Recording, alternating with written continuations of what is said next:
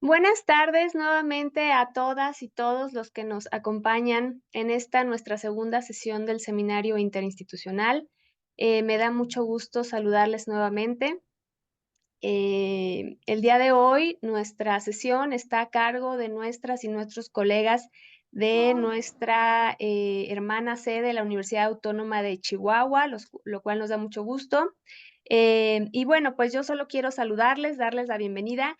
Algunos detalles técnicos, recordarles que es Así es. importante que no dejen de llenar el formulario de asistencia que eventualmente aparecerá en el chat. Entonces, por favor, les pido que estén atentos. Un poco antes de que termine la sesión, podrá aparecer el formulario para que tengan su asistencia. Y bueno, voy a darle la palabra para que moderen y presenten a nuestro colega, el doctor Eduardo Medrano, a la licenciada Larisa Ochoa y a la maestra Elena Núñez de la Universidad Autónoma de Chihuahua. Adelante, por favor. Sí, gracias. Al parecer estamos teniendo problemas con una cámara aquí de la computadora, pero bueno, pues voy a iniciar de una vez la presentación. Miren, mucho gusto, soy el doctor Eduardo Medrano Flores. Actualmente soy secretario de investigación y posgrado aquí de la Facultad de Derecho. Les informo que dentro de mi presentación, yo trabajé 3 años dentro del Poder Judicial de la Federación y 15 años como visitador de la Comisión Estatal de los Derechos Humanos. Fui primer visitador, secretario técnico. Posteriormente fui director del Instituto Estatal de Seguridad Pública. Y bueno, pues soy maestro de tiempo completo, ATC, aquí mismo en la facultad. Pues actualmente estamos ocupando un cargo honorífico que es en la Dirección de Seguridad Pública Municipal dentro de la Comisión de Honor y Justicia. Y bueno, pues tengo el honor de ser vicepresidente de una organización no gubernamental que se llama COSIDAC, ¿sí? Dentro del Consejo. Y bueno, pues me gustaría desde luego abordar un tema muy importante que es la sentencia Alvarado Espinosa, que esta es una sentencia que se emite por parte de la Corte Interamericana de Derechos Humanos en contra de México. Es una sentencia condenatoria. Yo recuerdo una vez que platicaba con el maestro Álvarez y Casa y él comentaba que precisamente las sentencias condenatorias, pues al final tienen un efecto transformador en donde van cambiando muchas de las situaciones jurídicas, culturales, inclusive sociales imperantes. Yo prefiero analizar la sentencia tal y como es en este sentido y quiero aclarar un punto muy importante. Yo, en lo personal, no dejo de reconocer los grandes logros del ejército mexicano. Creo yo que es una institución que tiene una gran aceptación a nivel nacional, inclusive a nivel social, y no pretendo de ninguna manera desnotarlo o causar pues una mala imagen. Pero bueno, esta sentencia, pues vamos a analizar de manera objetiva, pues cuáles son los hechos, ¿verdad? Esta sentencia eh, fue emitida, debido a que los hechos acontecieron en el estado de Chihuahua.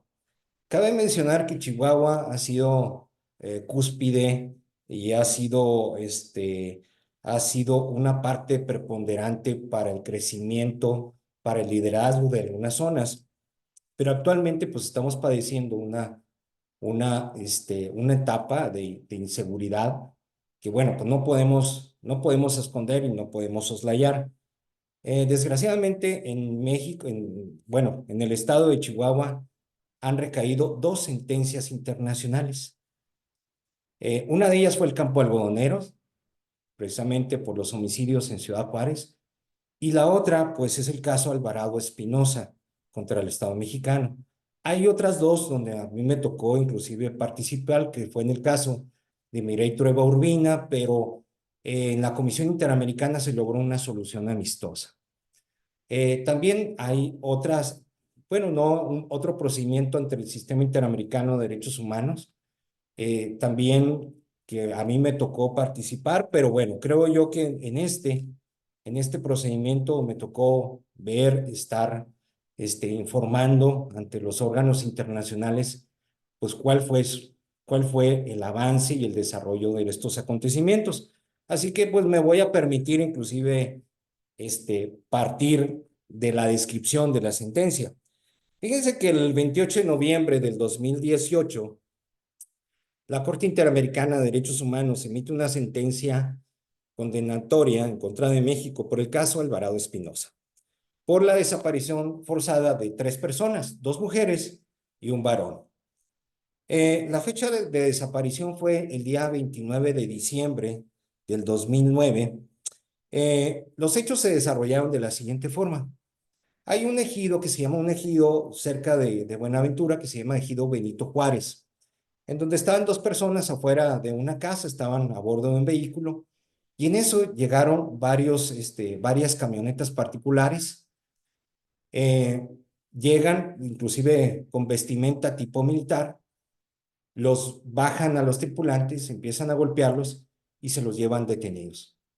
En otro mismo hecho de la misma comunidad del ejido, llegaron, allanaron un domicilio y se llevan a Rocío Alvarado Reyes, que tenía vínculo y parentesco entre ellos. Entonces fueron tres personas desaparecidas.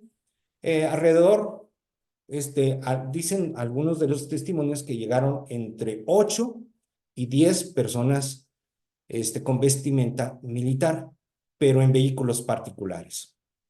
Eh, para esto, los familiares empezaron a movilizar, empezaron desde luego a realizar las búsquedas, la localización, fueron al 35 Batallón de Infantería y les negaron por completo, le dijeron aquí no está. Entonces, cuando van a interponer la denuncia ante la gente del Ministerio Público, dice, sí, efectivamente tenemos conocimiento de que efectivamente hay 2 mujeres y un hombre detenidos en la zona militar. Dice, pero bueno, pues ya nos los van a poner a disposición. Esto es una manifestación que les hizo la gente del Ministerio Público Federal. Posteriormente, pues ellos realizan las localizaciones, van a hospitales, van a realizar la búsqueda a las comandancias de policía y no aparecen. Y hasta la fecha, pues no se ha logrado dar con el paradero de estas 3 personas desaparecidas en manos de lo que presuntamente puede ser el ejército. Los nombres de las personas desaparecidas para efectos de poderla identificar es Nitza Paola Alvarado Reyes, Rocío Alvarado Reyes y José Ángel Alvarado Herrera. Pero cabe mencionar que Nitza Paola Alvarado Reyes no podía caminar. Es decir, una persona con cierta discapacidad. Vamos a analizar y exponer cuál es el contexto de las desapariciones, que es muy importante determinarlo.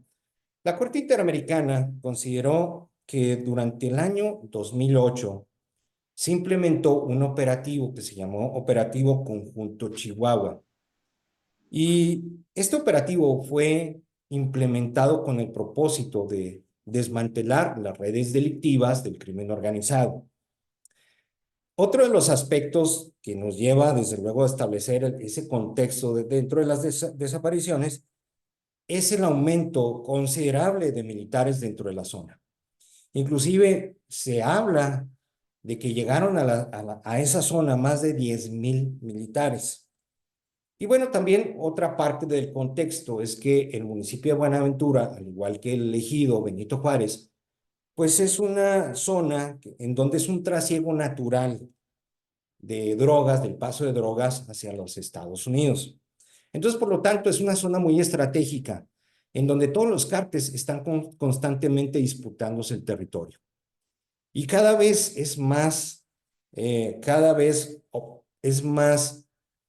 presenciable por parte de los moradores, ver inclusive cuerpos desmembrados, gente inclusive desaparecida, precisamente por esa pugna existente entre el crimen organizado. Pero además otro contexto que yo puedo añadir a las desapariciones, pues es el aumento considerable de quejas ante la Comisión Estatal de los Derechos Humanos y ante la Comisión Nacional de los Derechos Humanos. Entonces, este es el contexto que nos sirve para efecto de tener como punto de referencia las desapariciones de Nixa Paola Alvarado Reyes, Rocío Alvarado Reyes y José Ángel Alvarado Herrera. Vamos a analizar inclusive los derechos que fueron vulnerados. Según la sentencia, pues desde luego los derechos de la personalidad, el derecho a la vida, derecho a la integridad personal, el derecho a las garantías judiciales y sobre todo el derecho a una vida familiar. Y esto es lo que toca el razonamiento durante que formula la Corte Interamericana de Derechos Humanos. Yo creo que esta sentencia es muy importante porque vuelve a analizar los puntos que en un momento dado se abordaron en la sentencia Rosendo Radilla Pacheco, que es la participación del ejército en las tareas de seguridad. Entonces, lo que hace la Corte Interamericana de los Derechos Humanos es que dice, bueno, es cierto, los estados tienen el compromiso y el deber de salvaguardar el orden público. Sin embargo, estas facultades que tiene la autoridad no son facultades absolutas, sino que están limitadas por la observancia de los derechos humanos. Entonces, esto no les faculta para que la autoridad, en aras de mantener un control, pues ordene la desaparición forzada de personas, ejecuciones extrajudiciales, torturas o inclusive aspectos sumamente graves que tienen que ver con la dignidad de las personas, hasta violencia de carácter sexual. Entonces, este punto lo resalta de manera muy puntual la Corte Interamericana de Derechos Humanos, porque dice, bueno, las tareas de seguridad deben de ser empleadas por fuerzas de carácter civil. Es decir, la tarea de seguridad pública o de seguridad ciudadana debe de realizarse por cuerpos civiles, no por cuerpos militares. Pero excepcionalmente podrán hacerlo las fuerzas militares, pero bajo estas condiciones. Y dice, la primera condición es que debe ser excepcional. Esto significa que debe ser una acción sumamente extraordinaria. No debe ser ordinaria como un operativo conjunto Chihuahua, sino que únicamente debe ser una acción y una participación muy limitada al cumplimiento irrestricto de la norma. Ese es el punto número uno. El punto número dos dice que las actuaciones de las Fuerzas Armadas tienen que ser subordinadas y complementarias. Y fíjense que aquí entramos a lo mejor un problema de carácter práctico o relacionado, más bien vinculado con el fuero militar, porque las autoridades militares no obedecen a ninguna autoridad civil. Ellos obedecen a un superior jerárquico dentro del ejército, pero no obedecen a una autoridad civil. Y ese es un problema que normalmente se da cuando se implementan los operativos, porque los operativos normalmente quien los realiza, los organiza, pues es la autoridad civil. Y fíjense que aquí viene lo interesante. Las fuerzas militares no pueden sustituir ni siquiera ni a un ministerio público, ni a un policía de fuero común, ni a ningún tipo de autoridad. Fíjense que hace años, muchos recordamos que cuando vino este operativo conjunto Chihuahua, inmovilizaron a todas las corporaciones y dijeron, ahora nosotros nos vamos a encargar de la seguridad. Bueno, pues había gente de vialidad que estaba dirigiendo algunos, el tráfico ordinario y llegó un militar y dijo, a ver, tú ya no puedes estar aquí, ¿sabes qué? Vete. Yo voy aquí a ordenar esto. Y provocó inclusive varios accidentes, porque no tenían la capacitación para efecto de poder realizar una función especializada, como es los cuerpos civiles. Entonces, ¿qué es lo que sucede? Necesitamos establecer cuál es la naturaleza de las instituciones. El ejército es una institución que tiene por objeto realizar un combate en defensa de la soberanía.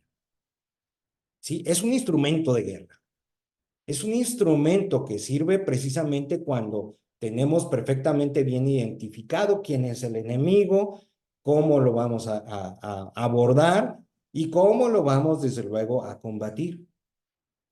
Pero hablando de las tareas de seguridad, el ejército no tiene esa, por ser de naturaleza distinta, no lo estoy descalificando, pero el ejército carece de las herramientas necesarias para lograr un contexto de una investigación seria, ordenada, pero sobre todo una investigación de carácter científica, porque ni siquiera en los cuarteles podemos encontrar que existen laboratorios o servicios periciales o ninguna prueba científica puede hacerlo. Entonces, tenemos que, desde luego, que tomar en consideración eso. Y bueno, pues también otro aspecto que dice la Corte Interamericana que me llamó mucho la atención, y dice que la actuación de las Fuerzas Armadas tiene que estar regulada por la ley y también por la implementación de unos protocolos.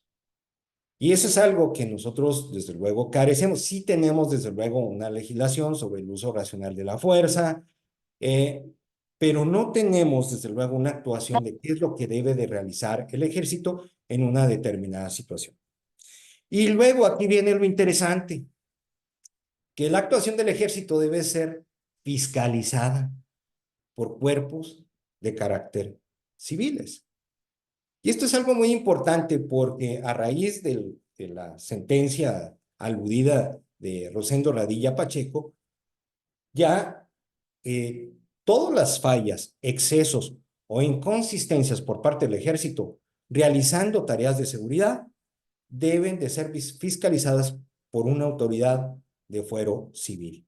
Entonces, no lo dice la sentencia, pero hay un criterio de la Corte Interamericana de Derechos Humanos, que si un militar está realizando funciones de carácter civil o una tarea de carácter civil, debe ser responsable de sus acciones ante los jueces civiles.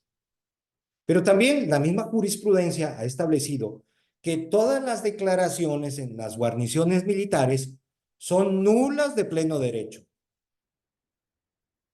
¿Esto qué significa? Que para empezar no se pueden realizar ningún tipo de diligencias en las guarniciones militares. ¿Por qué? Porque la Corte Interamericana de Derechos Humanos establece que para empezar ya presupone la existencia de una incomunicación. Todos sabemos muy bien que ningún civil puede pisar un pie en una guarnición militar. Y si hay un civil detenido, literalmente está incomunicado. Es decir, no tiene acceso ni a su abogado, no tiene acceso a una llamada telefónica, no tiene acceso a un familiar que le informe que está detenido en una guarnición militar, en lo absoluto. Es más, inclusive uno como abogado o como visitador de derechos humanos, le niegan el acceso a la guarnición militar. Porque dice, ¿sabes qué? Necesitamos el permiso de nuestros superiores y como eres civil no puedes ingresar.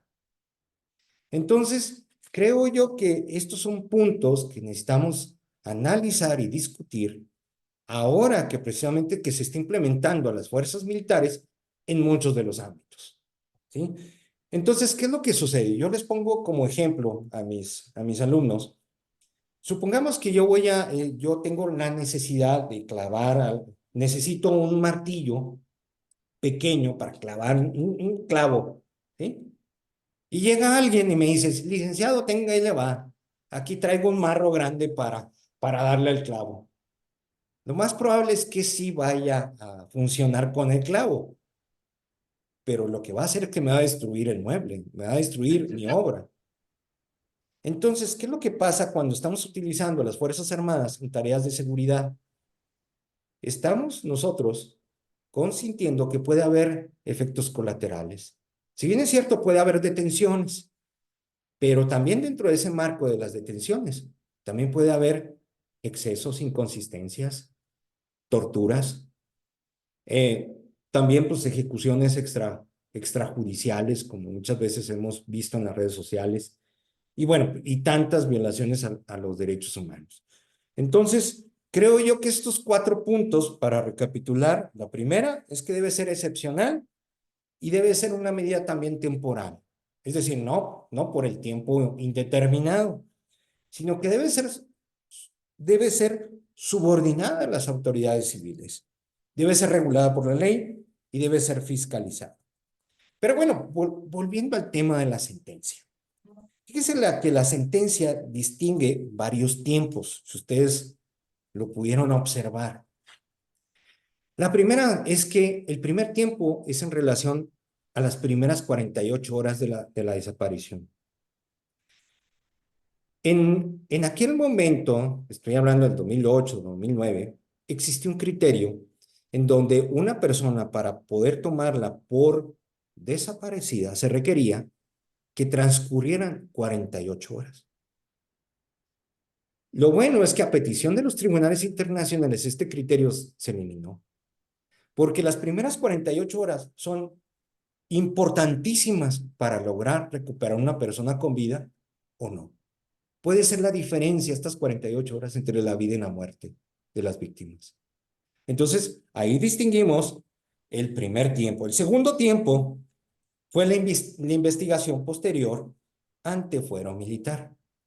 Esta investigación duró 2 años y no se agotaron las líneas de investigación.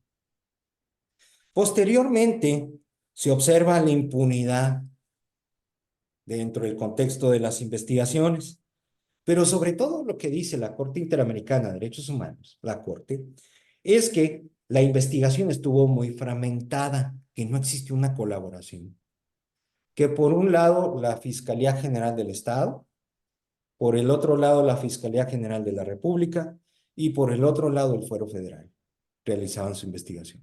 Entonces no existía ningún tipo de coordinación. Entonces, esto hace que verdaderamente, pues, la Corte eh, visualice de una manera más clara y más objetiva que no se cumplieron los estándares del deber de investigar. Que este deber de investigar, como todos lo hemos aprendido, la Corte Interamericana dice que el deber de investigar debe de emprenderse como una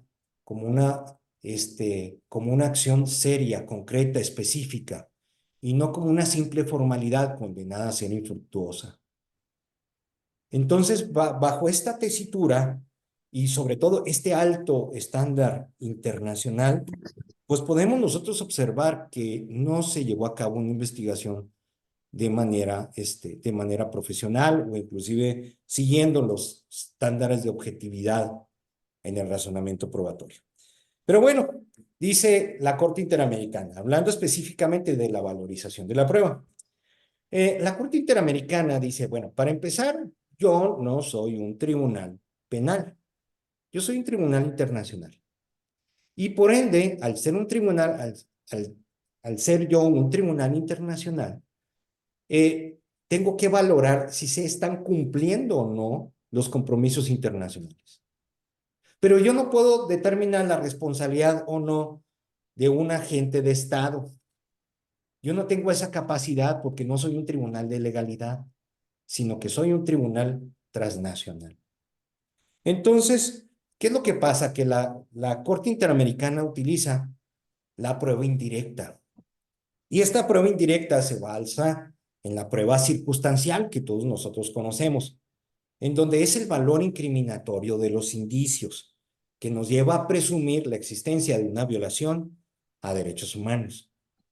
Entonces, esta prueba indirecta son todos los testimonios. Pues debo decirles que cuando desaparecieron a estas 3 personas, había cantidad de personas y familiares que presenciaron, desde luego, la detención. Y bueno, todas ellas, desde luego, se tomó declaraciones y bueno, la Corte valora, le da un valor probatorio pleno a los testimonios de las víctimas, en el sentido de que fueron, desde luego, que fueron personas con vestimenta militar y armas de tipo militar. Fíjense que cuando comparece, debo decirles que cuando comparece el Estado mexicano niega. Dice, no, ¿sabes qué? En los hechos no participaron el ejército mexicano. No participó. Bueno, y bueno, el argumento que utiliza el Estado mexicano es el siguiente. Dice, fíjate que hubo un hecho aquí mismo en la ciudad de Chihuahua, en donde pues, llegan unidades del ejército, ¿sí? Unidades del ejército, llegan varios vestidos de militares y les dicen, oiga, pues venimos a revisar la licencia oficial colectiva de las armas. Entonces, favor de ponerlas en el escritorio. Y ya llegaron todos los comandantes, llegaron los policías, Y, oye, también el arma corta, ¿no? Pues ahí está el arma corta, desármala, sí, órale, quita el tiro que traía montado y todas las armas largas las dejan en un escritorio. Entonces dice la persona que estaba ahí, oye, ¿alguien más falta de revisarle sus armas? Si no, ya, dicen los policías, ya no. Y en eso, que toman las armas y con ellas les disparan. Y fue una masacre terrible ahí mismo en la comandancia municipal de Gran Morelos. Entonces, ¿qué era lo que sucedía? Que fue el crimen organizado, pero con unidades clonadas. Y también iba con, pero también llevaba armas, este, de uso exclusivo del ejército. Entonces dice, bueno, pues es que hay muchas personas que pueden vestirse como militares y pueden, desde luego, hacerse pasar por miembros del ejército mexicano. Y eso sí puede ser cierto. Lo que a mí me llama mucho la atención es que el ejército niega la participación. Dice, no fueron nuestros elementos, no fueron nuestros efectivos.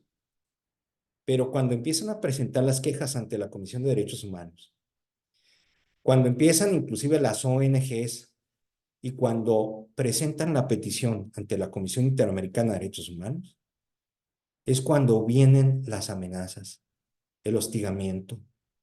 Inclusive a uno de ellos, me adelanto, ¿verdad? Pero a uno de ellos lo atropelló el ejército. Pero además, fíjense, pasa un punto importante. Dicen, bueno, entonces, si no estás involucrado, si lo niegas, ¿por qué amenazas? ¿Sí? ¿Por qué vas y vuelves a allanar la casa de ellos, de las víctimas? Entonces, pues bueno, ¿qué es lo que hace la Corte Interamericana? Dice, yo le doy un valor probatorio como prueba indirecta a todos los testimonios, por encima de las aseveraciones del Estado. Entonces dice, eh, las acciones y las omisiones del Estado, esas sí están probadas, esas sí están probadas. ¿Por qué? Porque hasta la fecha no se han realizado búsquedas y localizaciones. Mientras estuvo, mientras estuvo la investigación en el fuero militar, no se realizó ningún tipo de búsqueda ni localización. Entonces, eh, también la Corte Interamericana dice que hablando de desaparición forzada de personas, se comprobó que el Estado, por conducto de la Sedena, intentó suprimir algunos elementos de prueba. Dice, eso sí está demostrado. Quería eliminar todo tipo de medios probatorios. Entonces la Corte Interamericana dice, bueno, necesitamos tomar como punto de referencia cuando estamos frente a una desaparición forzada de personas. La primera, pues, es la privación de una condición lógica, que es la privación de la libertad. Es una privación ilegal de la libertad. Entonces, la Corte Interamericana analiza que esta privación ilegal de la libertad es una violación a los derechos humanos con carácter continuado. Es decir, no es ininterrumpido, sino que es continuado. Dice, ese es el primer condicionante. El segundo condicionante es la participación de agentes estatales. Y aquí dice la Corte Interamericana, y está acreditado que que la actuación por parte de los miembros del ejército fue encaminada a desaparecer a estas tres personas. ¿Sí? Y esta participación de los agentes estatales, dice, está acreditada, desde luego, desde informes. Pero fíjense, hay una declaración de de un militar en donde dice que él iba acompañando a un superior, no recuerdo el grado, pero lo iba acompañando y él dijo, oye, ¿sabes qué? Te ordeno que vayas a la zona militar y saques la basura. Entonces, esa era la expresión para sacar los cuerpos que en un momento dado podían fallecer por tortura dentro de las zonas militares. Entonces, esta es una declaración muy contundente, pero ¿qué creen? Cuando llega a la Fiscalía General de la República, la persona que rindió esa declaración Dice, no, ¿sabes qué? No estaba seguro y se desiste. Dice, yo no quiero problemas, eh, tal vez hubo presiones y él se desiste. Dice, entonces, pero eso es una incriminación muy dura y muy severa que nos habla de la participación del Estado en la desaparición de estas tres personas. Pero además, otro de los elementos también muy importantes dentro de la desaparición forzada de personas, pues es la negativa en la aceptación de los hechos. Pero también hay una negativa en facilitar información en torno a los hechos. Entonces, ¿qué fue lo que sucedió posterior a la desaparición? Pues inmediato se lograron cambiar muchos de los elementos y las investigaciones quedaron totalmente paralizadas para que no se lograra, desde luego, una imputación de una responsabilidad. Y bueno, fíjense que también la Corte Interamericana de Derechos Humanos, hablando de esta investigación, dice, hay líneas de investigación que no fueron agotadas. Dentro de esta línea de investigación, pues encontramos pues el narcotráfico y la desaparición forzada de personas. Dice, esa es una línea que debe de agotarse porque le invocó el Estado. Pero también hay un punto importante, no hay bitácoras de los vehículos que participaron en la detención de estas tres personas. Y bueno, hay otra también que dice que no se realizaron las entrevistas a los efectivos militares que estuvieron en ese día en la zona militar. Dice, no hay ningún testimonio. Pero además hubo algo importante. En esa época, una semana antes, habían sido asesinados tres policías federales y los militares estaban realizando una investigación sobre el homicidio de estos tres policías federales, perdón. Y dicen, no aparece nada, no aparece ningún registro, algún parte, no aparece absolutamente nada. Y lo que yo he observado, salvo su mejor opinión, pero creo que se debió también de haber indagado, investigado los números celulares de las víctimas. ¿Saben por qué? Porque recibieron amenazas constantes por parte de efectivos militares para que no interpusieran sus denuncias. Entonces, no hay un registro de llamadas de los números celulares, a dónde se hablaron, cuáles fueron los teléfonos o el último punto de localización, tampoco se obtiene. Entonces, dice, con todo esto, hay una violación flagrante a lo que es el plazo razonable, porque la investigación pues, todavía lleva 9 años y dentro de esos 9 años, pues todavía no se cumplen los fines de la investigación. Entonces, por lo tanto, ha excedido por exceso lo que es el plazo razonable. Y bueno, ahora voy a abordar un tema posterior a la sentencia, ¿eh?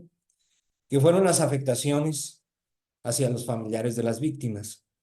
Bueno, los familiares constantemente recibían amenazas por celular, recibían amenazas donde llegaban vehículos militares, se bajaban, inclusive formulaban otra vez, realizaban cateos. Pero también, fíjense, eh, las llamadas telefónicas amenazando, ¿sí? Esa fue parte de otra afectación. Y luego, uno de los militares atropelló a un familiar, ¿sí? Que bueno, he tratado de buscar, eso sí, ese dato, no sé en qué estado, si fue privado o no de la vida, pero fue atropellado un familiar. Y luego, varias veces fueron allanados en su domicilio. Total, posteriormente a esta sentencia, eh, estas personas salieron huyendo y pidieron asilo hacia los Estados Unidos para que Estados Unidos lo recibiera. Efectivamente, se les concedió el asilo. Hay 11 familiares ya en los Estados Unidos que fueron amenazados por militares. Inclusive me estaban comentando que rentaron la casa y también a los nuevos moradores llegó el ejército para amenazarlos. Entonces dijeron, pues ya no podemos estar, desde luego, ya no podemos estar en este país. Y bueno, pues salieron huyendo. Entonces, después de la desaparición forzada de personas, viene el desplazamiento forzado posterior a la sentencia. Entonces, vamos a analizar, inclusive por razones de tiempo, me gustaría desde luego analizar las conclusiones. La conclusión de la sentencia es que, por regla general, la seguridad ciudadana debe estar a cargo de los cuerpos civiles. Esa es definitivamente una muy buena conclusión. En segundo, debe existir, se observa, porque el Estado mexicano ya pagó la sentencia. Y bueno, pues hay una aceptación parcial todavía de la sentencia internacional. Sí, el Estado mexicano sí ha pagado. No podemos nosotros saber la cantidad que se pagó, ¿verdad? Porque esta es protección de datos personales que utiliza la Corte Interamericana. Pero sí creo que en ese sentido, pues sí lograron obtener una indemnización, por lo que atañe al daño moral, ¿sí? O al daño inmaterial, como lo llama la Corte. Y como conclusión, creo que es necesario cambiar nuestro modelo de seguridad. Tenemos un modelo de seguridad anacrónico y 100% reactivo, que para efecto de que funcione, pues se requiere que se active a través de ciertas acciones. Creo yo que tenemos que enfocarnos en los instrumentos para abatir y disminuir los índices de inseguridad. Miren, en lo personal yo veo que uno de los aspectos cruciales para tratar de obtener un control sobre la delincuencia organizada se llama extinción de dominio. La extinción de dominio puede ser una herramienta para efecto de que todos esos activos que tiene el crimen organizado, que muchas veces tiene mejores armas, mejor armamento, mejores vehículos, pueda ser utilizado para efecto de poder obtener un control. Y bueno, ¿qué es lo que sucede? Que actualmente tenemos que en el territorio nacional se está realizando una disputa por parte de varios cárteles. Y si se aplica de manera correcta esta extinción de dominio sobre el crimen organizado, podemos al menos tratar de recuperar nuestros espacios públicos, tratar de disminuir estos índices delictivos.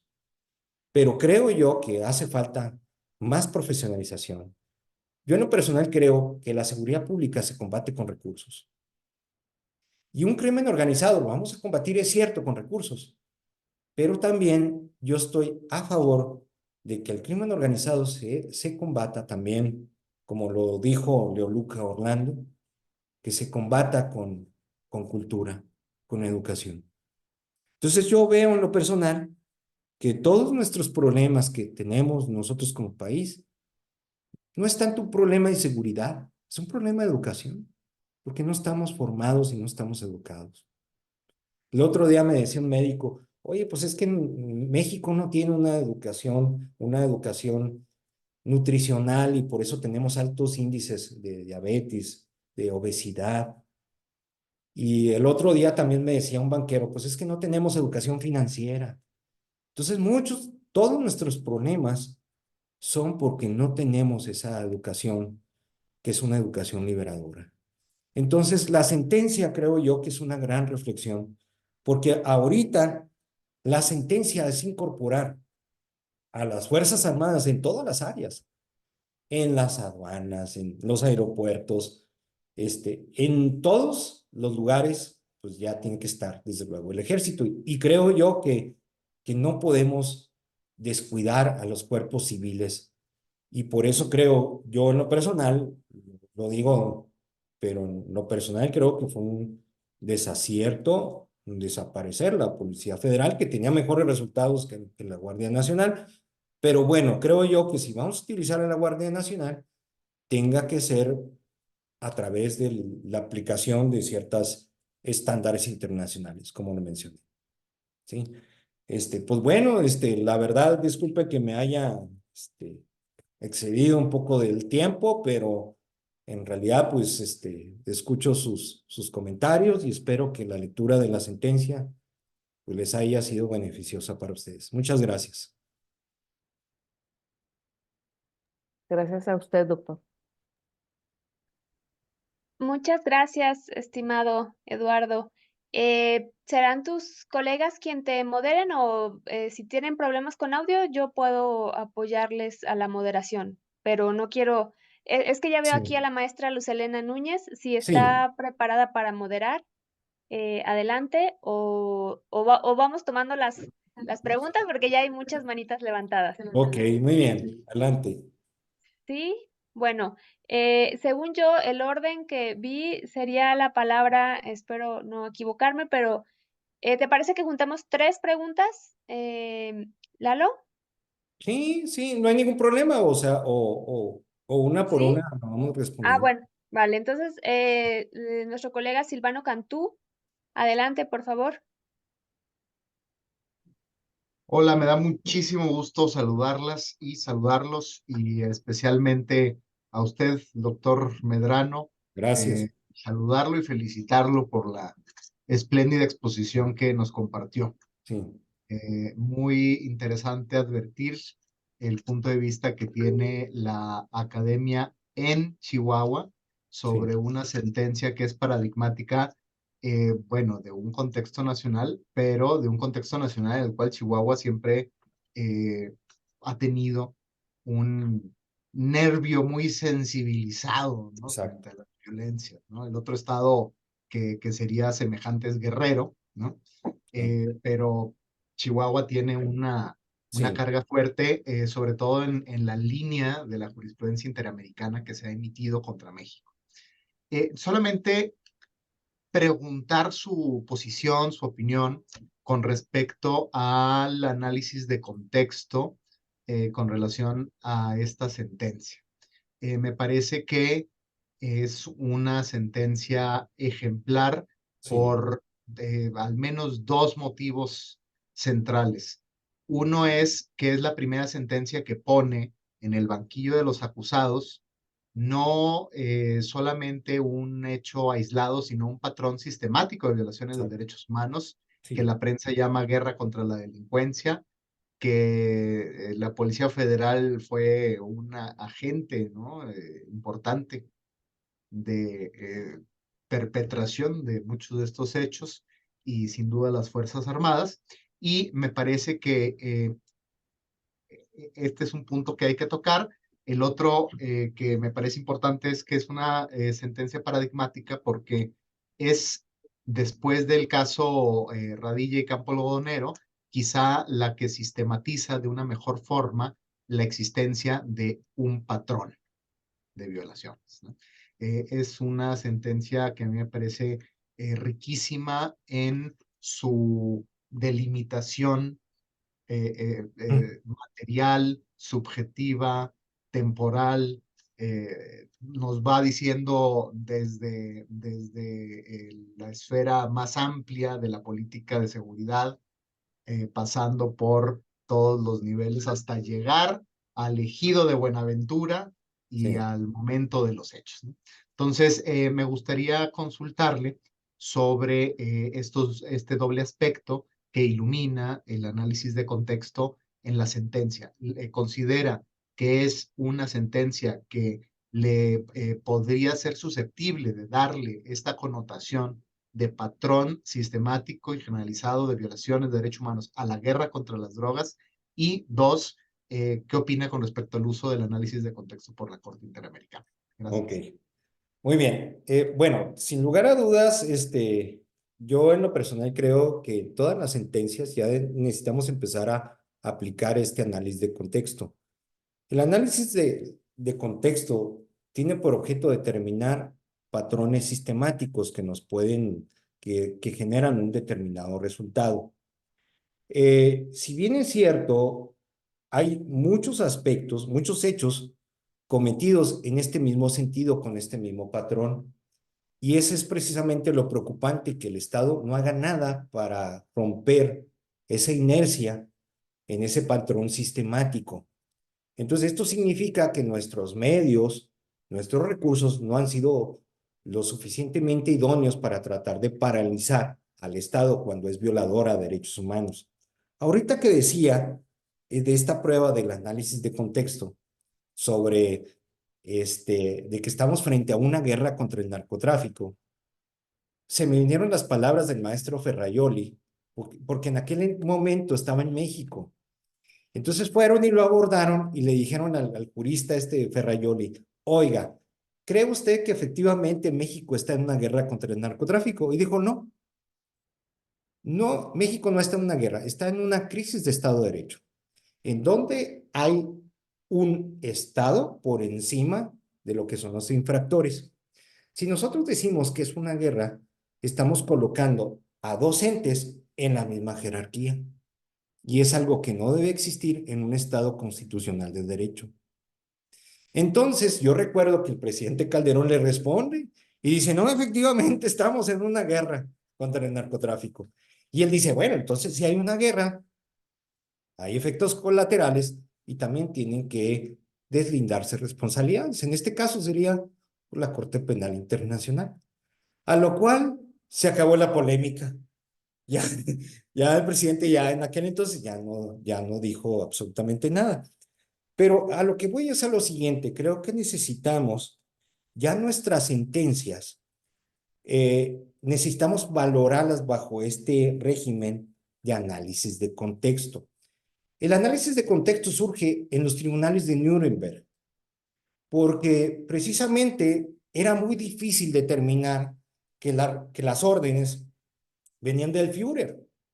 Entonces los fiscales decían, pues ¿cómo vamos a dejar libre a estos de las cámaras de gases que fueron la gente que de abajo, que fue la que materializó la idea de Hitler? Tenemos que juzgar a Hitler y tenemos que juzgar a Göring y a todos los criminales de guerra.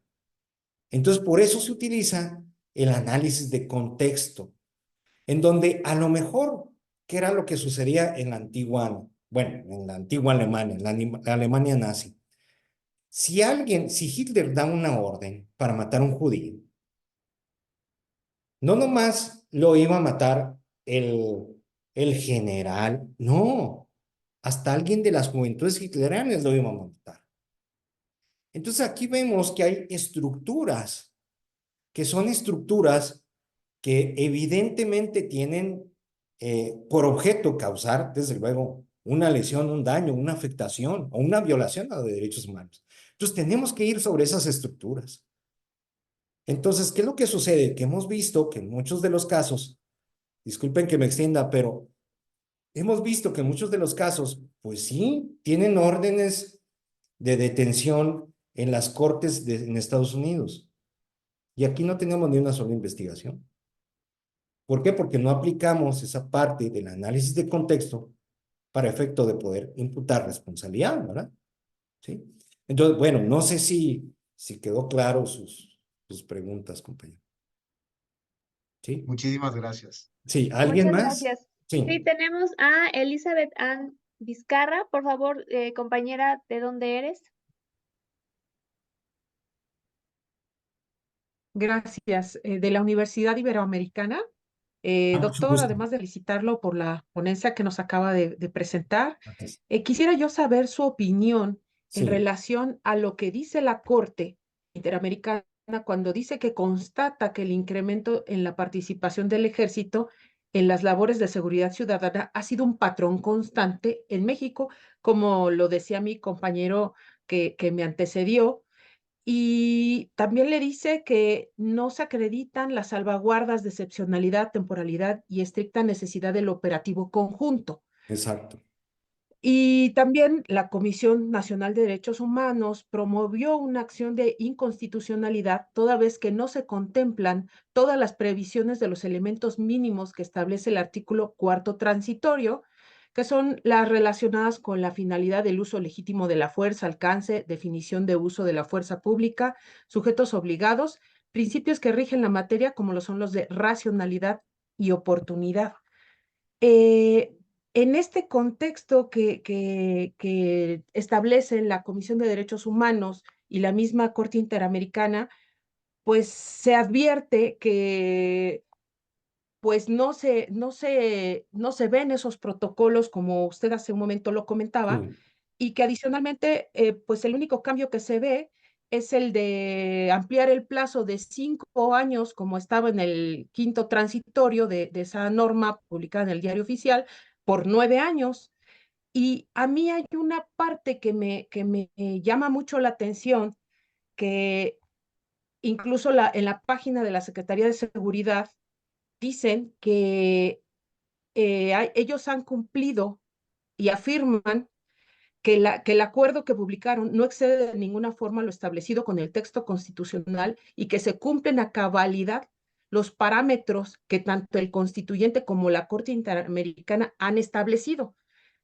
Me gustaría que usted me diera su opinión si sí se cumplen esos parámetros o, o no se ven, porque en realidad advierto que una modificación en cuanto al plazo, pero yo no advierto nada en cuanto a los parámetros que comentaban de la fiscalización para las fuerzas castrenses, pues esa fiscalización debería de provenir de los órganos internos de control, sí, que dicho sea de paso, está a cargo de un general diplomado de Estado Mayor, exacto. la atención, y que también todas las investigaciones y todas las actos que hacen en la Sedena y las Fuerzas Armadas en México están reservados por motivos de seguridad nacional. Entonces, ¿cómo va a ocurrir esa fiscalización si todo está bajo reserva? Y también quien está a cargo de la fiscalización es parte de las mismas Fuerzas Armadas.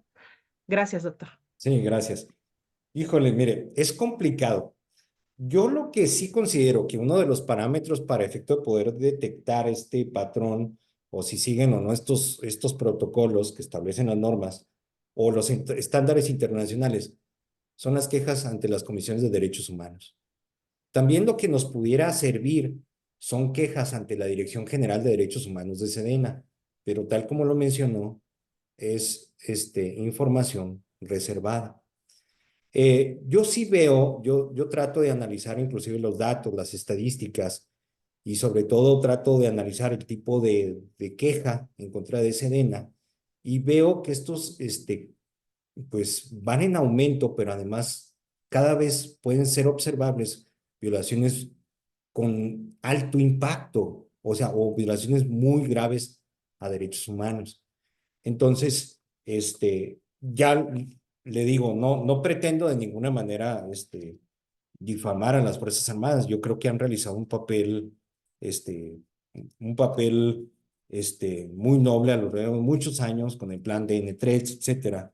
Pero creo yo que estamos en un Estado de Derecho y en un Estado de Derecho no podemos soslayar o permitir con conductas impunes por parte de las Fuerzas Armadas. Entonces, la pregunta para efecto de determinar si estamos o no cumpliendo los estándares internacionales, creo yo que van a seguir varias sentencias para efecto de que en lo futuro podamos tal vez aprender. Entonces, yo sí creo que una sentencia es una enseñanza. Me decía una vez un amigo, es que los derechos humanos a base de sentenciazos. Bueno, pues aunque sea en base a sentencias, pero tenemos que aprender que vivimos en un Estado constitucional de derecho y que como instituciones nos debemos de estar encargados de la defensa de la Constitución y de los derechos humanos. Entonces, yo sí veía ciertos patrones en la violación a derechos humanos. Por ejemplo, veía, por ejemplo, la tortura con la bolsa, que era muy recurrente en donde para efecto de poderla hacer hablar, se le ponía la bolsa y no generaban inclusive ninguna marca. O inclusive me tocó ver algunos tipos de tortura, porque yo tengo la certificación para el protocolo de Estambul, en donde normalmente a la persona llegan, lo desnudan, lo sientan, ¿sí? Lo sientan y luego, ¿qué es lo que pasa? Lo vendan por todo el cuerpo, lo vendan todo. Y luego, ¿qué es lo que sucede? Que lo llenan de agua, lo mojan así, literalmente, como decimos acá en el norte, y luego se traen dos cables de la corriente.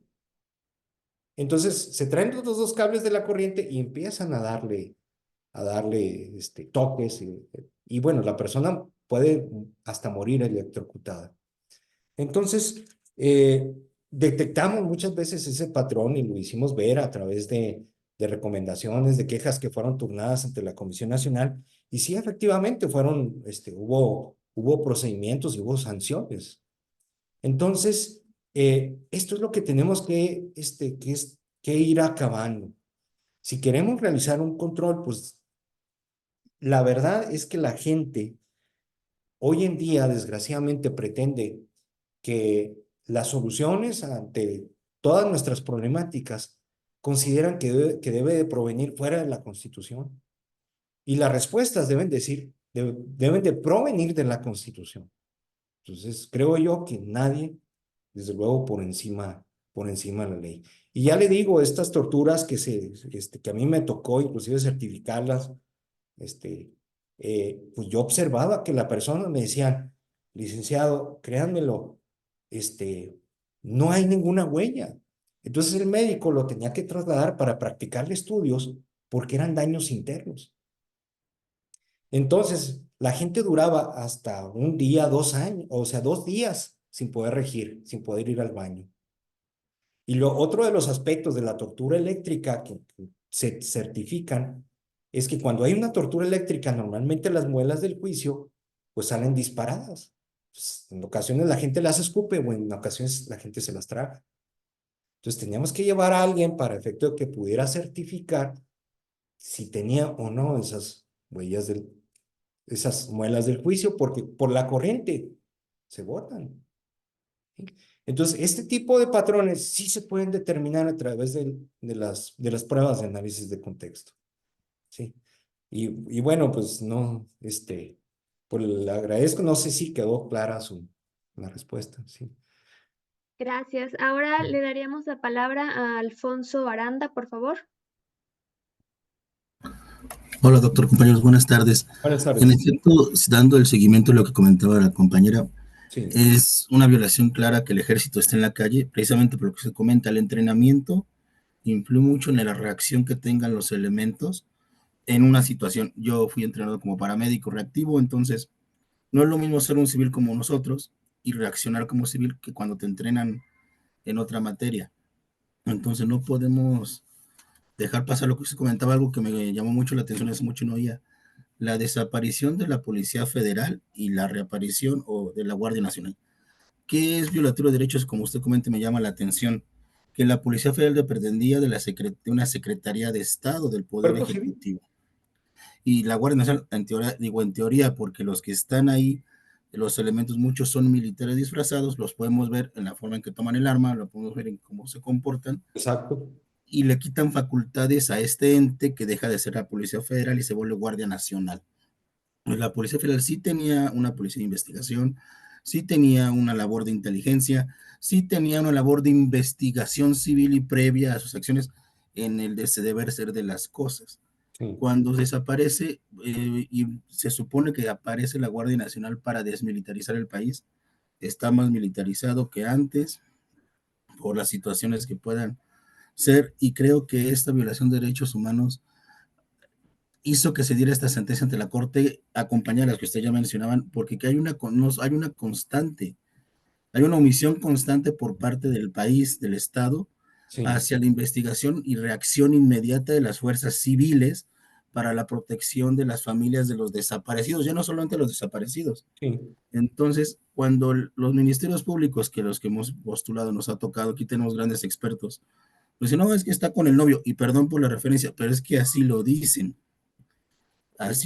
los ministerios públicos y no reaccionan. Estamos en una constante, nosotros en el estado, yo vengo de la Universidad de Guanajuato, en Guanajuato estamos en una situación donde está pasando esto y considero que es una excelente sentencia la que se analiza porque es verdad, no, ¿de qué sirvió tanto al agua hacia la sentencia, hacia el caso de algodoneros si estamos en la misma constante así es. ante la pobreza y la necesidad de las personas de no poderse defender de manera adecuada? ¿Por qué? Porque no hay otra omisión del Estado que es la divulgación de los derechos humanos. Y cuando hay divulgación, la divulgación de cómo protegernos y cómo hacer llegar Sí, y hacerle entender a la familia, a la que una mujer desaparecida, una persona desaparecida, hablo de la vulnerabilidad de las mujeres, lleguemos y la gente sepa que no es necesario que la hija desaparezca 12 horas, 8 horas. Se tiene que activarlo bajo perspectiva de género y las autoridades civiles la tienen que conocer, cosa que exacto. los militares muchas veces no aplican. Por eso es mi comentario acerca de que es un retroceso de derechos humanos la desaparición de la Policía Federal y encargarle el asunto al ejército ante quitarle las facultades de investigación e inteligencia que tenía la Policía Federal y la pobre Guardia Nacional que pues ahora se encarga de la seguridad, pero son militares disfrazados de civiles en gran parte todavía. Ese Exacto. sería mi comentario, doctor. Sí, gracias. Sí. Pues bueno, coincido plenamente con usted. Creo yo que necesitamos avanzar para este, consolidar desde luego nuestras corporaciones civiles. Sí, adelante, compañero Ricardo, ¿verdad? Sí. Ujú. Hola, doctor. Pues muchas gracias por la exposición. Yo soy de la Universidad Iberoamericana y Mucho gusto. tomo mucho lo que usted comentó sobre la educación y sobre eso va mi pregunta. Sí, Este, en una parte de la sentencia como medida de no repetición se obligó como tal a, bueno, al ejército a las cuestiones de cursos de capacitación. sí, Lo que yo veo aquí el problema es se va a educar al Estado, se va a educar a las Fuerzas Armadas, se va a educar a quien tiene esas tareas de seguridad pública, sean los tres niveles, sea Guardia Nacional, sea Ejército, sea policías. Pero tenemos un problema que yo considero mucho más grande, que es esa cultura del narcotráfico. sí, Entonces, por un lado, el Estado toma como tal, pues esa obligación general de promoción de derechos humanos, pero también, ¿cómo combatir esa o la promoción como tal de los derechos humanos cuando estamos en la cultura del narcotráfico? A mí me surge esa duda. ¿Cómo desde el punto de vista o sería su propuesta para que en las escuelas de derecho, y no nada más de derecho, sino en todos los lados, lamentablemente la cultura del narcotráfico es muy grande y lo que ahora los alumnos, los estudiantes, lo que quieren hacer es ir al narcotráfico, la mm, música, la forma de vestir, etcétera? Entonces tenemos ese problema ahora, no nada más ver a los derechos, bueno, ver a los derechos humanos desde el punto de vista ahorita convencional, pero crece el problema. ¿Qué hacemos allá afuera con las próximas generaciones? Y esas generaciones, aunque conozcan de derechos humanos, van a querer imitar todas esas conductas lesivas y nocivas para la sociedad, como pueden ser la tortura, etcétera. Entonces, a mí me gustaría saber su opinión sobre ese punto. Muchas gracias, doctor. Mire, lamentablemente estamos viviendo tiempos difíciles en donde desgraciadamente los principales medios de control social, como es la familia, la escuela, la iglesia, eh, las principales instituciones sociales no están formando, no están educando. Entonces, el padre de familia ha dejado de hacerlo y muchas veces quien sí educa, pues es el jefe de la pandilla, es el que se encarga, es el que se encarga de llevar a cabo la distribución de las drogas, el famoso dealers que aquí nosotros le llamamos. Entonces, la persona crece sabiendo que todo esto es con natural, que es algo normal, es algo ordinario. Yo también me opongo a este tipo de canciones de que hacen alusión o apología inclusive al delito. Y cada vez veo que desgraciadamente son más comunes. Entonces, a mí me ha tocado escuchar a niños, niños pequeños, en donde dicen que ellos de grande quieren ser narcotraficantes, quieren ser sicarios. Lo peor de todo es que hemos visto, al menos en lo que es el estado de Chihuahua, hemos visto que ya hay muchos adolescentes que actualmente son sicarios. Entonces, yo creo que es momento de preguntarnos hacia dónde vamos y qué es lo que tenemos que hacer. Y la pregunta, creo yo, que es, tal como lo dijo este Pepe Mújica, ¿cuál era el remedio de todos nuestros males? Decía, no, pues son tres remedios: educación y más educación todavía. Entonces creo que necesitamos blindar a nuestros niños para evitar que caigan en las garras del narcotráfico. Y desgraciadamente cada vez vemos que se está propagando más estas drogas sintéticas. Pues sobre todo aquí se vende mucho en lo que en la ciudad de Chihuahua se vende mucho el cristal y ahora últimamente el fentanilo. Entonces, se queja Estados Unidos del fentanilo, pero nosotros aquí desgraciadamente lo tenemos en el estado de Chihuahua. Y creo yo que necesitamos volver a retomar nuestras raíces, nuestros principios, nuestros valores para rescatar, para rescatar a nuestras juventudes. Sí. Adelante, compañera. Sí. Creo que tenemos a Jesús Edmundo Coronado, Ah, por sí, favor. Sí, sí. adelante. Gracias. No, muchas gracias. Bueno, yo soy estudiante igual de la Ibero, del doctorado, Ah, mucho y gusto. mucho gusto, y agradecerle al doctor pues, la exposición efectivamente muy detallada y muy precisa del caso, y que además pues a mí me viene como anillo al dedo para mi tema justamente de doctorado, porque pues, yo estoy justamente hablando de la delincuencia organizada como delito contra la humanidad, delito de lesa humanidad. De su humanidad. Entonces, Muy bien. justo ahorita que evocaba varios principios, como justamente el de los tribunales internacionales y demás, es parte, yo creo que lo que nos hace falta, y creo que para allá va un poquito mi comentario, porque es mucho también el contexto en el que se ha desarrollado en nuestro país, tristemente, el rol de las Fuerzas Armadas, que también usted Sí, mencionaba, ¿no? sí. Ese cortocircuito que a lo mejor tenemos, ¿no? En qué es el papel que realmente desempeñan estas Fuerzas Armadas y el propio concepto que tenemos en nuestro país de este combate mal llamado al narcotráfico, que es más bien un combate a la delincuencia organizada. Bueno, Exacto. porque al final el narcotráfico se vuelve pues una vertiente nada más de lo que es la delincuencia organizada, ¿no? Y ahorita también lo decía Ricardo durante su intervención, ¿no? El cómo vemos cómo va permeando dentro de la estructura, digamos, lo social y va permeando. Y aquí Sí, también parte de la reflexión, creo, y pues ahora sí que yo lo digo desde la parte del derecho penal internacional, donde yo también me he enfocado un poco, me he especializado, me viene, por ejemplo, a la mente cuando hablamos justamente de estas empresas delictivas o de situaciones vinculadas también, por ejemplo, con justo delitos de lesa humanidad, como puede ser desaparición forzada, jurisprudencia que ya hay de ciertos tribunales ad hoc, como puede ser el de sí, Yugoslavia, con casos como el de Karadzic, con casos sí. como el de Mladic, u otros más que nos han entregado, por ejemplo, Ruanda o la misma Corte Penal Internacional ya un poquito más reciente, ¿no?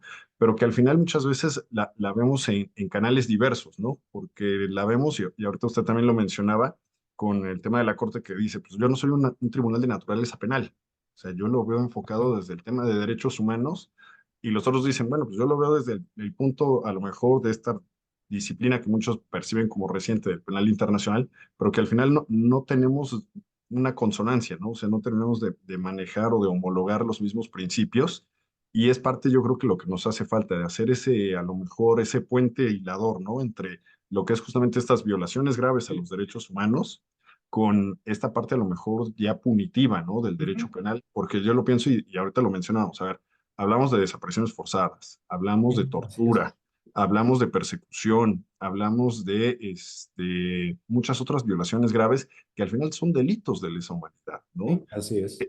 Que quién los provoca, quiénes los están utilizando, pues efectivamente pueden ser tanto agentes estatales como agentes no estatales o aquellos que participan con cierta intervención o cierta venia de los estados, ¿no?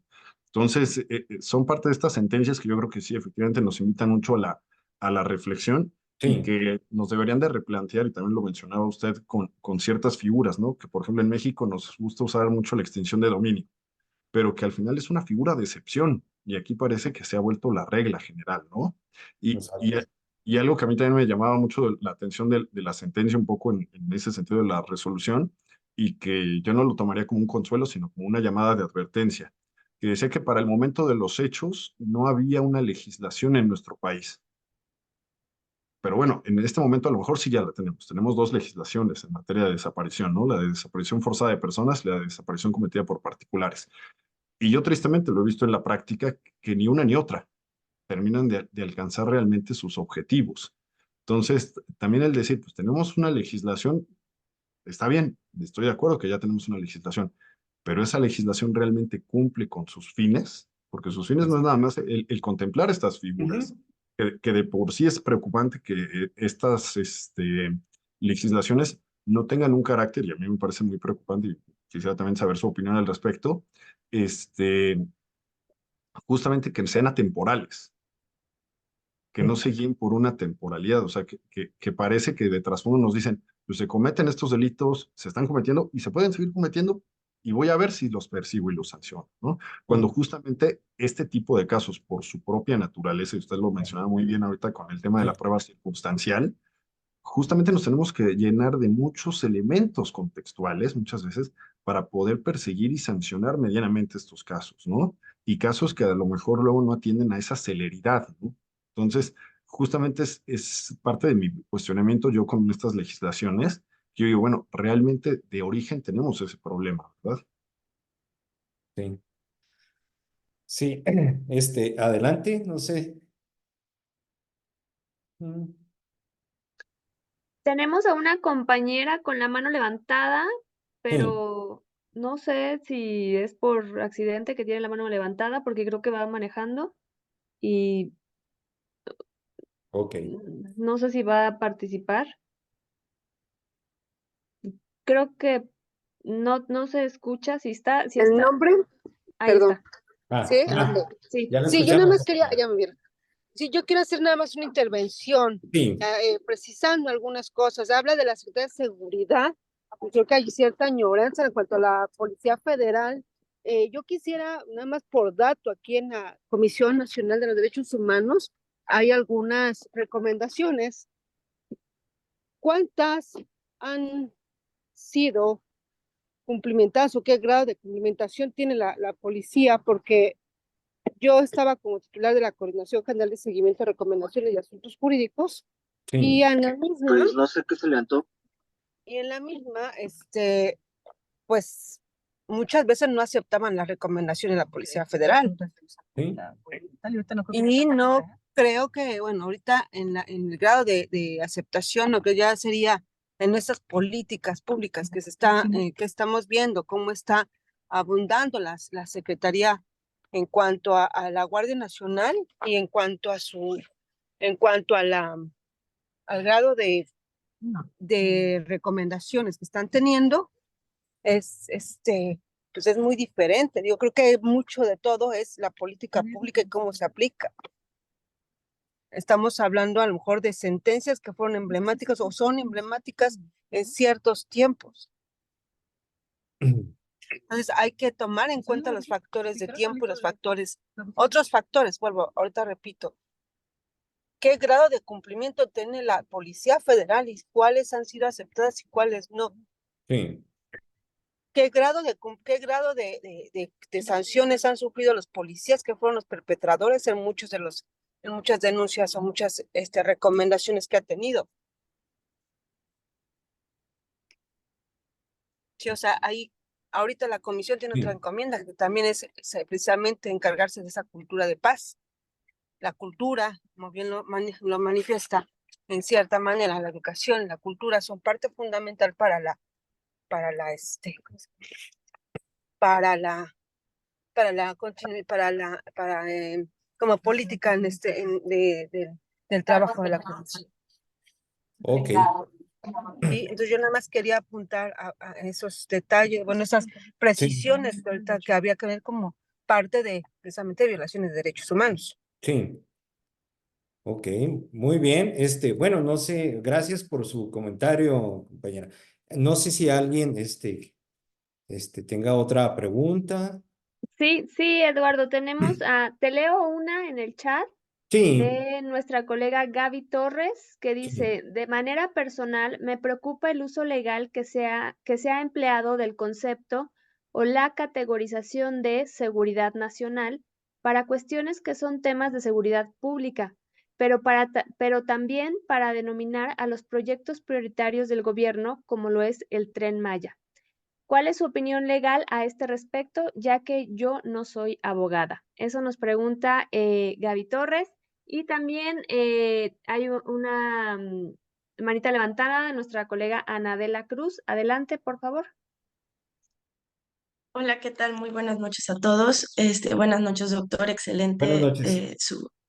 su exposición me Gracias. encantó. Yo tampoco soy abogada, aprovechando el comentario de la compañera Mirna, entonces para mí hay muchas cosas que me parecen demasiado enriquecedoras, justamente pues porque no es mi formación. Entiendo un poco sobre el tema porque justamente mi tema de tesis de la maestría fue sobre el asesinato de periodistas y la violación al derecho de la libertad de expresión. Muy bien. Entonces, mi pregunta sería un poco encaminada al tema de la impunidad.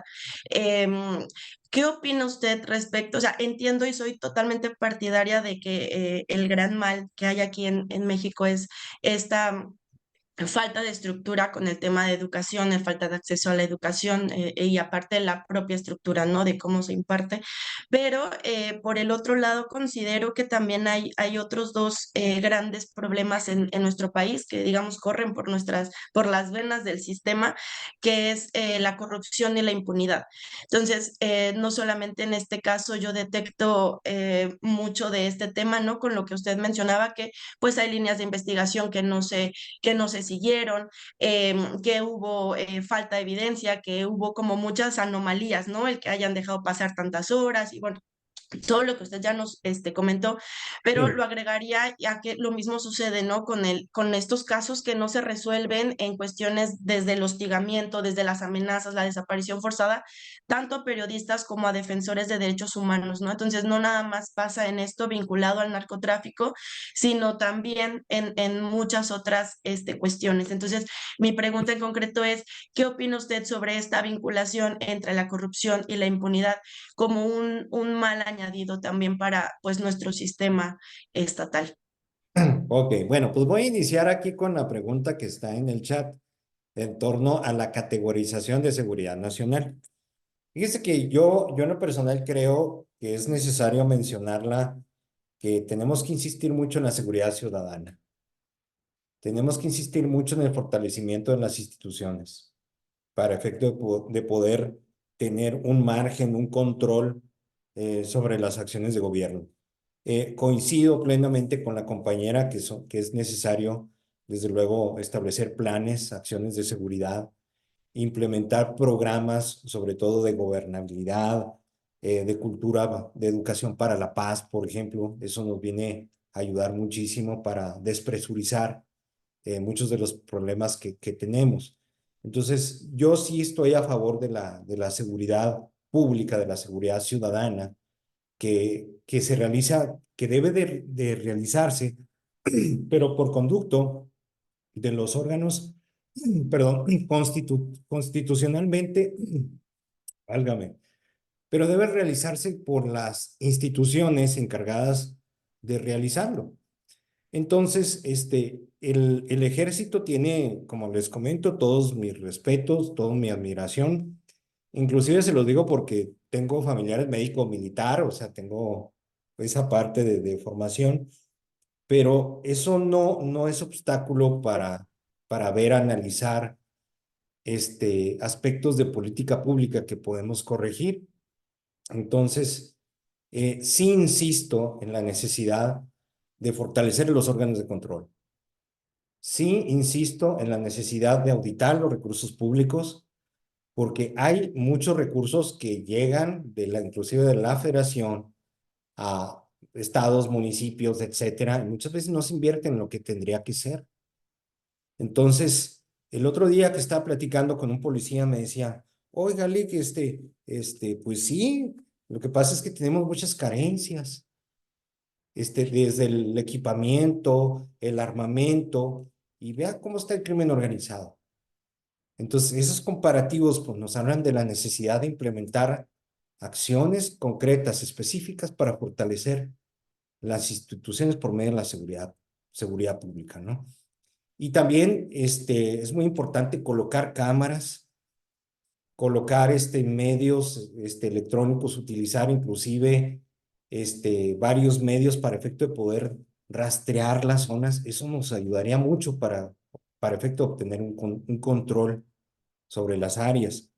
Y bueno, pues hablando específicamente sobre la corrupción e impunidad, yo creo que necesitamos como país insistir mucho en la necesidad de una cultura de valores, de principios.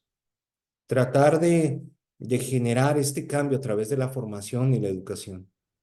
Yo sí creo que las grandes personas, como se dicen, pues provienen de las familias que han entregado su vida por generar un cambio a través de la educación.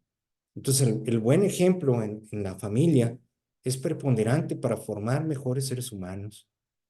Y también creo que aparte, la educación en las virtudes, desde la justicia, prudencia, templanza y fortaleza, eso es lo que requiere precisamente nuestro país. Nuestro país requiere una formación moral también.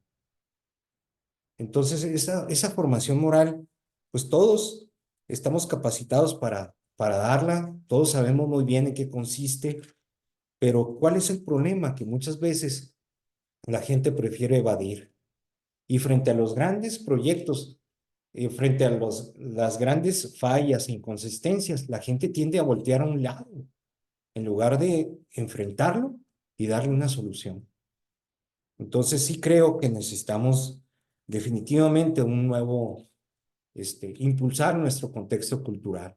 Entonces todos los estados tienen grandes riquezas, todos los estados tienen grandes aportaciones y necesitamos adaptar lo bueno para que la sociedad se genere desde luego un cambio positivo, un cambio en las estructuras, en los valores. ¿Sí? Esa es mi respuesta, pero creo yo que el ejemplo, eso es lo que nos va a ayudar mucho para formar mejores seres humanos, hablando específicamente de su pregunta. Excelente, muchísimas gracias, Gracias. doctor.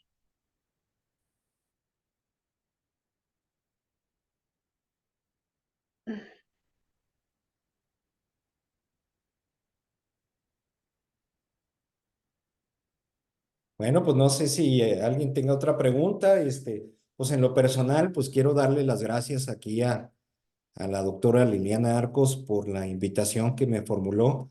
Y la verdad me dio mucho gusto y siempre voy a estar colaborando con la red. Siempre voy a estar en todos los frentes con ustedes para tratar de fortalecernos a ustedes y sobre todo a su servidor con el hecho de estar aquí. Entonces, muchas gracias. No, pues muchas gracias a ti, Sí. querido Eduardo. Un placer escucharte hablar sobre tu trabajo, este interesante tema. Te agradecemos mucho tu tiempo. También, como en otras ocasiones, les podemos compartir, si nos permites, tu correo electrónico, si Sí, es que claro. tienen algún comentario o quieren estar en contacto, consultarte alguna cuestión sobre sus trabajos de investigación. Efectivamente, el doctor Medrano es parte de nuestra red de investigadores en el posgrado interinstitucional en Derechos Humanos, así pues que es un lujo y habrá que aprovecharlo, si él nos lo permite. Sí. Pues agradecerles a todas y todos su asistencia a nuestra segunda sesión del seminario, que asistan a los seminarios con las lecturas hechas para que, como ustedes vean, pues el diálogo y el intercambio pueda ser más nutrido. Pues nos